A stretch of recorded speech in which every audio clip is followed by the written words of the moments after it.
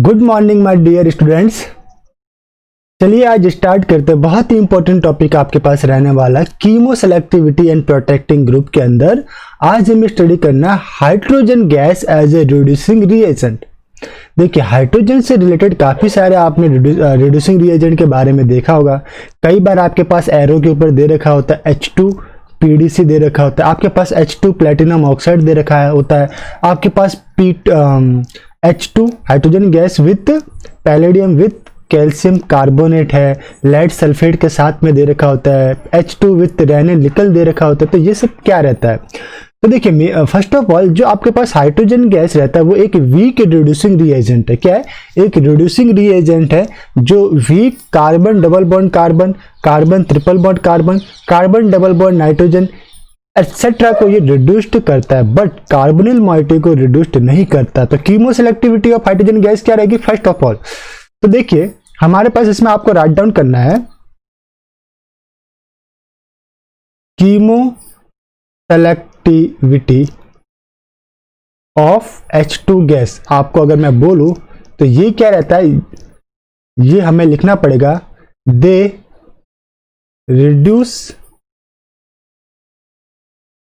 Week carbon double bond carbon, carbon triple bond carbon, carbon double bond nitrogen to saturated compound, to saturated compound.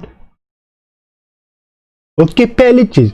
Second point जो हमारे पास रहती है main important okay, इसमें आपको क्या लिखना है कि hydrogen does not reduce carbonyl functional group. Okay, H2 does not reduce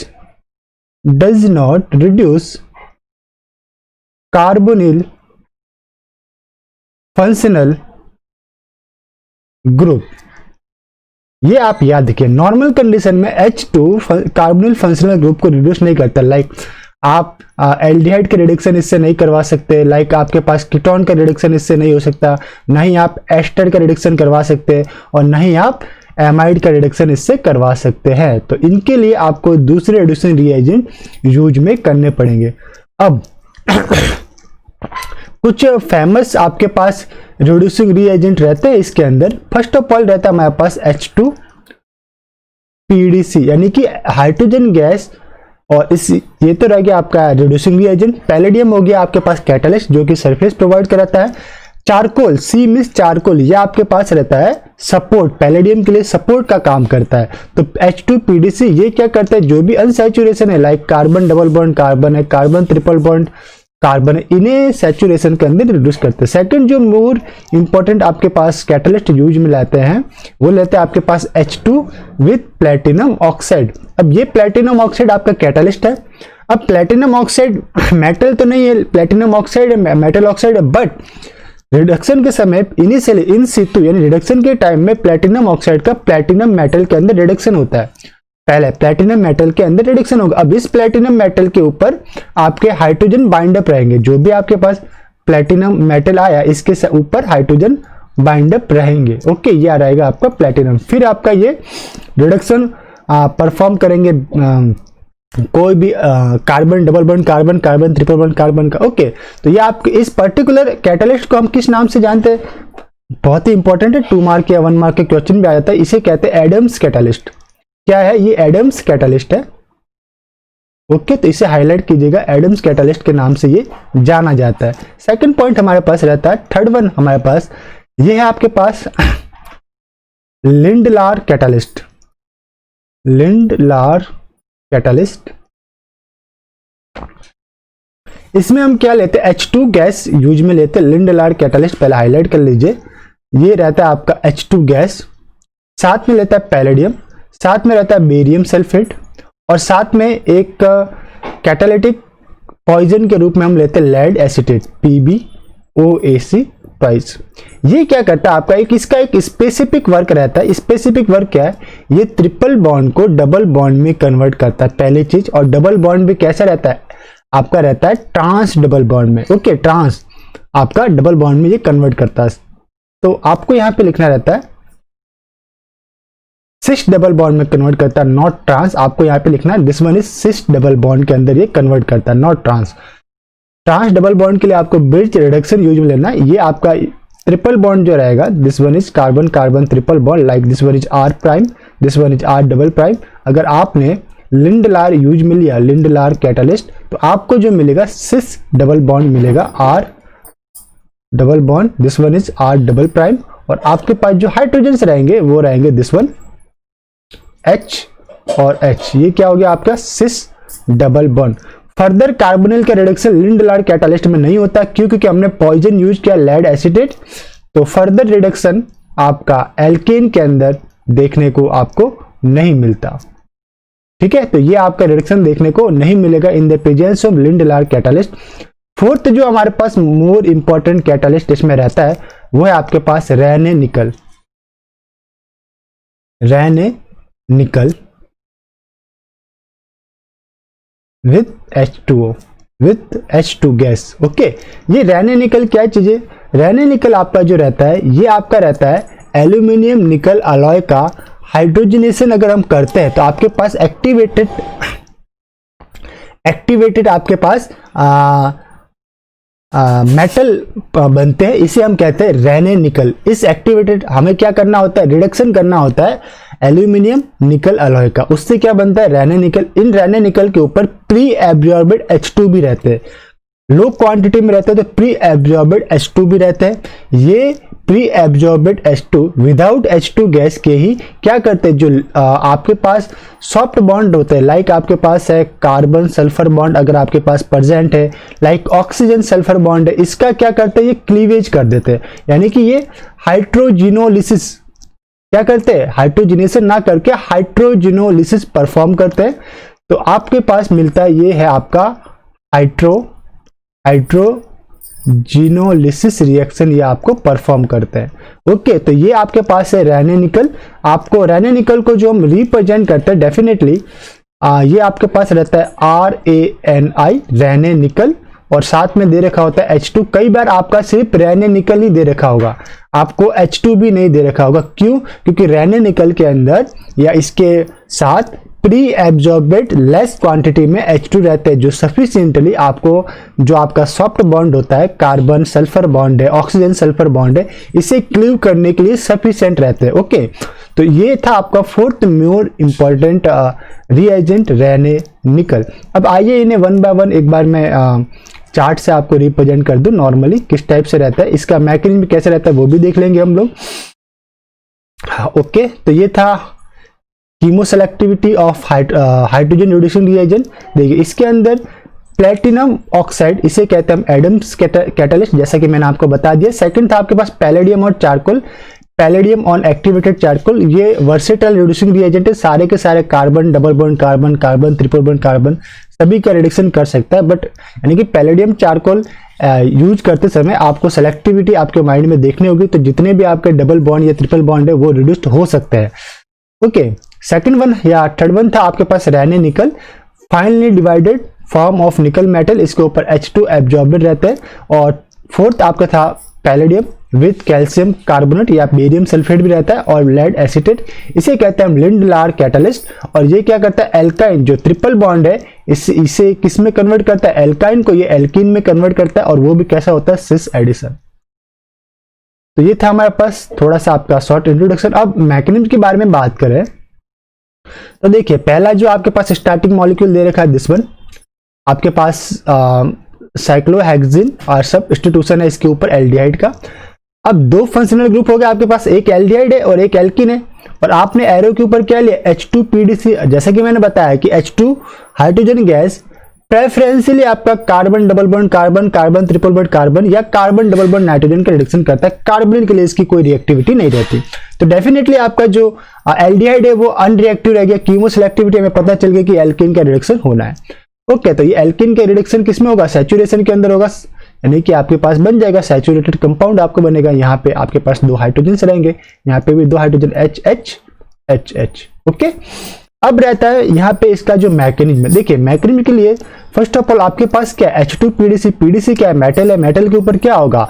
hydrogen आके बाइंड अप हो गए। पहले डाई मॉलिक्यूल हाइड्रोजन जो है आपका डाई एटॉमिक हाइड्रोजन, वो बॉन्ड क्लीव होके सिंगल हाइड्रोजन एटम के रूप में मेटल सरफेस के साथ एब्जॉर्ब करेंगे। दिस वन इज तो यहाँ पे देखिए पहले आपके पास है एक्टिवेटेड मेटल जो कि चारकोल सरफेस के ऊपर रहता है।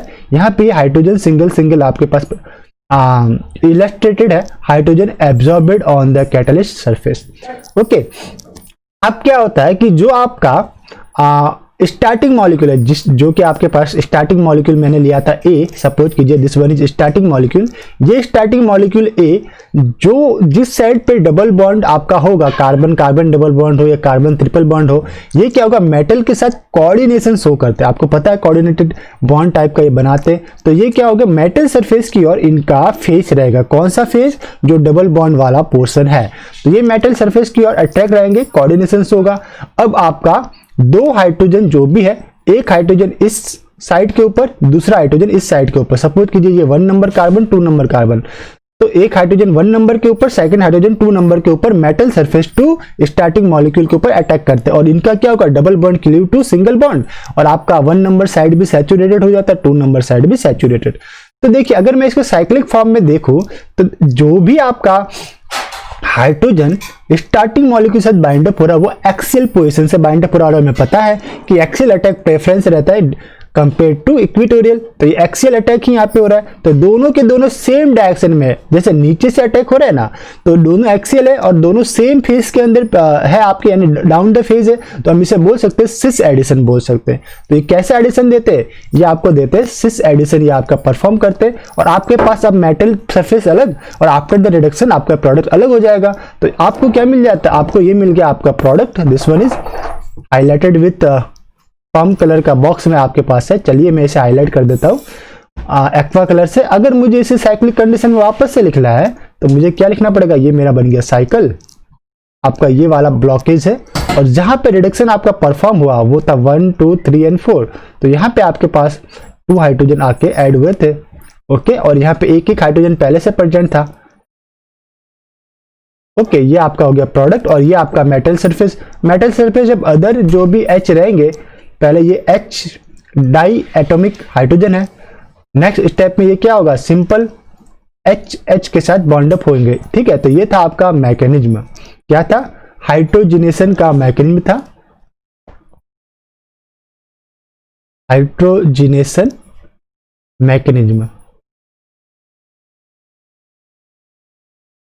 ओके, तो चलिए नेक्स्ट वन हमारे पास जो रहेगा वो उसे देख लेते हैं। दिस वन हमारे पास है, एग्जाम्पल के लिए यहाँ पे दे रखा है, ये आपके पास स्टार्टिंग मॉलिक्यूल है, सब्स्टिट्यूटेड साइक्लोहेक्सिन है, ये 1 number carbon, this one is 2 number carbon, starting molecule. नाम देना है तो मैं इसे दे देता हूँ ए मॉलिक्यूल। आपने क्या यूज में लिया, देखिए H2 platinum oxide in acetic acid, last step protonation करो। अब देखिए प्लेटिनम ऑक्साइड मेटल ऑक्साइड है। अब पहले क्या होता है, प्लेटिनम ऑक्साइड का हाइड्रोजिनेशन होकर खुद आपको मिलेगा प्लेटिनम मेटल, प्लेटिनम मेटल मिलेगा। इस प्लेटिनम मेटल के ऊपर सरफेस के ऊपर आपके क्या रहेंगे, इस प्लेटिनम सरफेस के ऊपर आपके H2 एब्जॉर्बेड रहेंगे। देखिए ये प्लेटिनम मेटल ये वाला है, यहाँ पे क्या है, हाइड्रोजन एब्जॉर्बेड है, this one is hydrogen absorb हुए। ओके, अब क्या है, जो आपका स्टार्टिंग मॉलिक्यूल ए दे रखा है वो इस टाइप से कोऑर्डिनेट होगा कि इसका जो डबल बॉन्ड है वो मेटल सरफेस की तरफ रहेगा। तो ये मेटल सरफेस की तरफ है, दिस वन मेटल सरफेस की तरफ। फिर यहाँ पे मैं नेम देता हूँ, ये 1 नंबर, ये 2 नंबर। अब क्या होगा, अटैक होगा, हाइड्रोजन जो कि आपका मेटल से अटैच्ड है वो आपका अटैक करेगा कार्बन 1 के ऊपर, पहला hydrogen carbon 1, second hydrogen carbon 2 के ऊपर।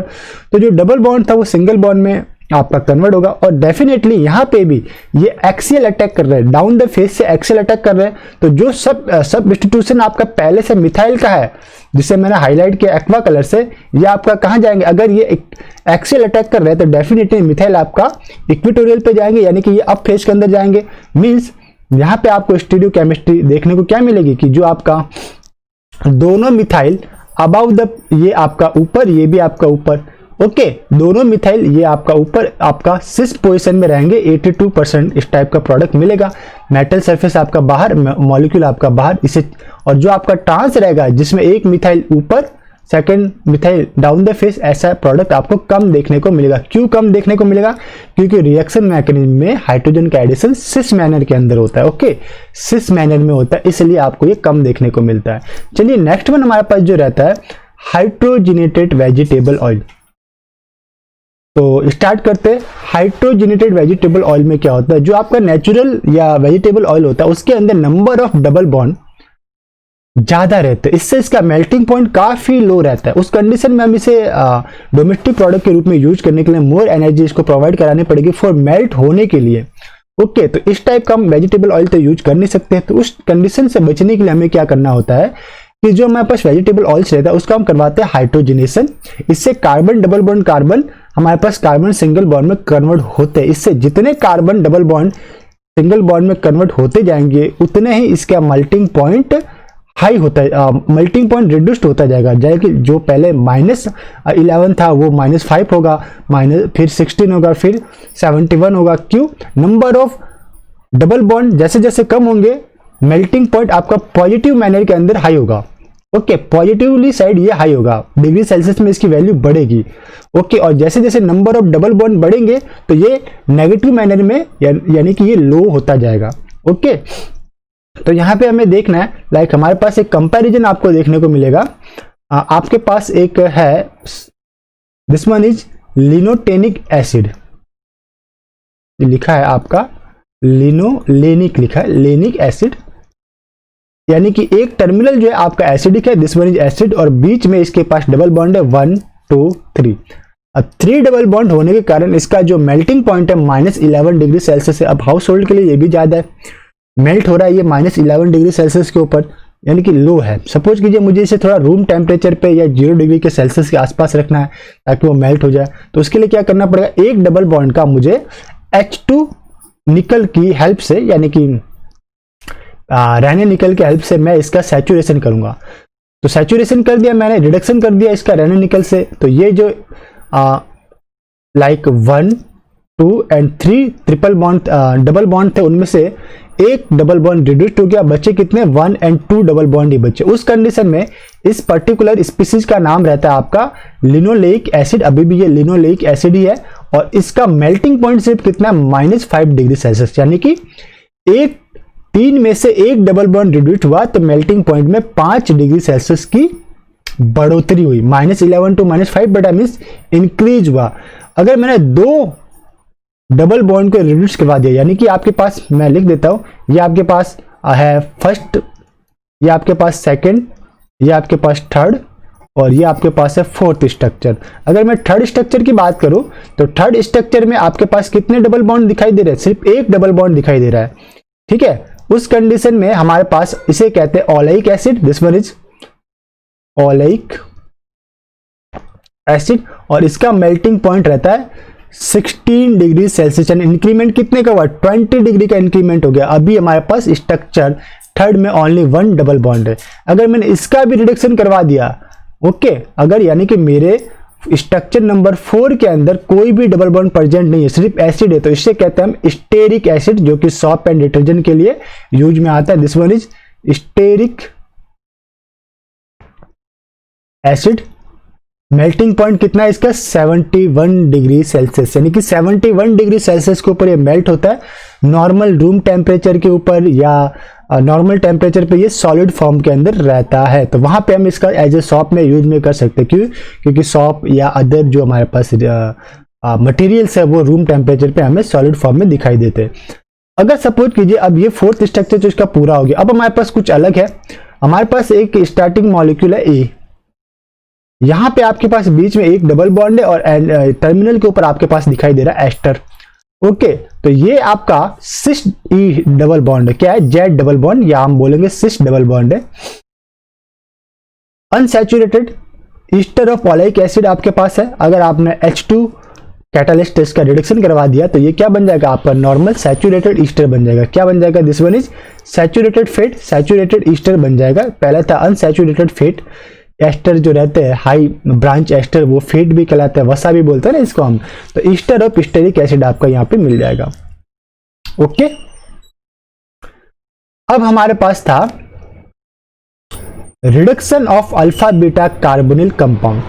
देखिए मैंने पहले भी आपको बताया था कि जो आपका H2PDC है या जितने भी आपके पास हाइड्रोजन गैस है, ये डेफिनेटली आपका कार्बोनिल मॉइटी को रिड्यूस नहीं करती, ये कार्बोनिल मॉइटी के अलावा जो डबल बॉन्ड है उसे रिड्यूस करती है। यहाँ पे भी वही आपको कंसेप्ट लगाना है। क्या लगाना है, देखिए आपके पास क्या रहेगा, रिडक्शन ऑफ कार्बोनिल कंपाउंड। तो आपके पास स्टार्टिंग मॉलिक्यूल ये दे रखा है आपको, मैं इसके राइट डाउन करता हूँ, ये है आपका स्टार्टिंग मॉलिक्यूल। यहाँ पे आपके पास दो फंक्शनल ग्रुप है, एक आपके पास अल्कोहल दिखाई दे रहा है, एक आपके पास कीटोन और एक आपके पास एल्कीन, और ये पूरा का पूरा अल्फा बीटा अनसैचुरेटेड कार्बोनिल कहलाएगा। अगर आपने यूज में लिया H2PDC तो डेफिनेटली ये क्या करेगा, आपका सिर्फ अल्फा बीटा डबल बॉन्ड को सैचुरेटेड के अंदर कन्वर्ट करेगा। तो ये आपका जो अल्फा बीटा डबल बॉन्ड था हाईलाइटेड विथ आपका एक्वा कलर, ये आपका गेट सैचुरेटेड कंपाउंड के अंदर कन्वर्ट होगा, कीटोन एज दिस रहेगा। ओके, कीटोन के अंदर कोई भी फर्क नहीं होगा। इसी टाइप से अगर आपने सोडियम बोरोहाइड्रेट लिया तो सोडियम बोरोहाइड्रेट तो हमें पता था कि sodium borohydride with C light, ये कौन सा आपका कंडीशन हो गया, देखिए sodium borohydride with C light, कुछ याद आ रहा है आपको, ये आपके पास है लुचे रिडक्शन कंडीशन। लुचेस कंडीशन है आपका, ये क्या करता है, लुचेस कंडीशन जब भी दे रखा होता है तो ये प्रेफरेंशियली कीटोन का रिडक्शन अल्कोहल के अंदर करता है। तो ये आपका कीटोन किस में कन्वर्ट हो गया, अल्कोहल में। तो लुचेस रिडक्शन आपका कीटोन टू अल्कोहल। ओके, तो इस कंडीशन में आपका कीटोन का रिडक्शन हुआ। Third one is sodium borohydride. अगर आपने यूज में लिया तो सोडियम बोरोहाइड्रेट वर्सेटाइल आपका क्या करेगा, अल्फा बीटा अनसैचुरेटेड को भी रिड्यूस करेगा और कार्बोनिल को भी रिड्यूस करेगा। तो यहाँ पे तीन केस होती है आपको, अदर एक ही चीज एक ही है, अल्फा बीटा अनसैचुरेटेड कीटोन दे रखा है, अब उसमें सेलेक्टिवली सिर्फ मुझे डबल बॉन्ड को रिड्यूस करना है तो H2PDC लेना पड़ेगा, सिर्फ मुझे कीटोन को रिड्यूस करना है तो लुचे कंडीशन यूज में लेना पड़ेगा, और डबल बॉन्ड प्लस कीटोन दोनों को रिड्यूस करना है तो सोडियम बोरोहाइड्रेट आपको सिंगली यूज करना पड़ेगा। तो ये था आपका केस थर्ड। इसमें आपने दोनों का आपका रिडक्शन हो रहा है, ये डबल बॉन्ड का भी कीटोन का भी, डबल बॉन्ड का सैचुरेशन के अंदर और कीटोन का अल्कोहल के अंदर। ठीक है, तो आपके पास प्रोडक्ट क्या मिला, दिस वन। ओके, ये आपका प्रोडक्ट मिला। तो ये तीन कंडीशन थी आपका, ये आपको देखना होता है कि आपको क्या चाहिए, हीमोसेलेक्टिविटी किसकी रखनी है। तो केस फर्स्ट है आपके पास जिसमें आपको सिर्फ और सिर्फ डबल बॉन्ड का रिडक्शन करना है, तो उसके लिए आप H2PDC। केस सेकंड आपको सिर्फ और सिर्फ कीटोन का रिडक्शन करना है तो आपके लेना पड़ेगा लुचे कंडीशन, और case third ketone plus double bond दोनों का रिडक्शन करना है तो उसके लिए सोडियम बोरोहाइड्रेट। ओके, तो इस लेक्चर को हम यहीं पे स्टॉप करते हैं। आई थिंक लेक्चर की साइज बड़ी हो गई है। चलिए मिलते हैं नेक्स्ट लेक्चर में, तब तक के लिए हैव अ नाइस डे। खुश रहिए, मुस्कुराते रहिए। Once again have a nice day.